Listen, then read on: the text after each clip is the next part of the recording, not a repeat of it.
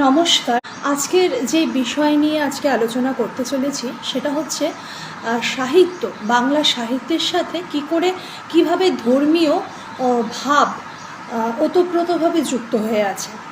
আমরা যদি সাহিত্যের ইতিহাস চর্চায় যাই তাহলে সেখানে দেখব প্রাচীন সাহিত্যের মধ্যে যেগুলো যদি আমরা ঘাঁটি বা দেখি, মঙ্গল কাব্য, শ্রীকৃষ্ণ কীর্তন কাব্য, শ্রীকৃষ্ণ বিজয়, চণ্ডীমঙ্গল, চর্যাপদ, এই সমস্ত কিছু, মনসা মঙ্গল, এই সব কিছু যদি আমরা বিশ্লেষণ করি বা অন্তর্নিহিত মানে অর্থ যেগুলো বোঝার চেষ্টা করি তাহলে কিন্তু আমরা দেখতে পাবো যে প্রত্যেকটি কাব্যের মধ্যে, প্রত্যেকটি সাহিত্যের মধ্যে, প্রাচীন সাহিত্যের ইতিহাসে যদি আমরা পর্যালোচনা করি সেখানে একটা ধর্মীয় ভাব কিন্তু নিহিত আছে।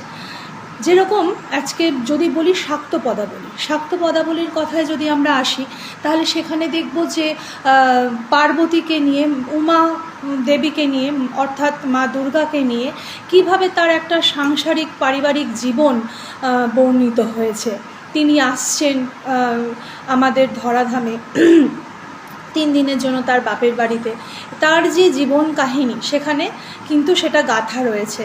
তার সাথেও ভক্তিগীতির একটা মেলবন্ধন কিন্তু সেখানে আছে। শাক্ত পদাবলী যে শুধু সাহিত্যকে কেন্দ্র করে গড়ে উঠেছে তা না, সেখানে একটা ভক্তিগীতির একটা ভাবধারা রয়েছে। ভক্তিগীতির সঙ্গে পার্বতীকে নিয়ে তার জীবন চলিত যে মানে সব কিছু সেগুলো রয়েছে।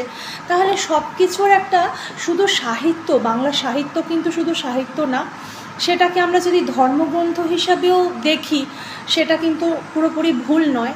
আবার সেটাকে যদি ধর্মীয় একটা দৃষ্টিভঙ্গি দিয়ে দেখি সেটাও ভুল নয়।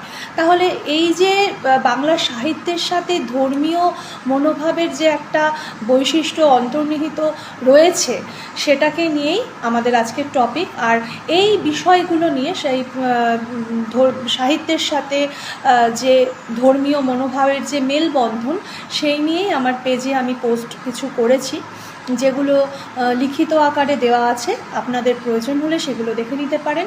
সবাই সুস্থ থাকবেন, ভালো থাকবেন। নমস্কার।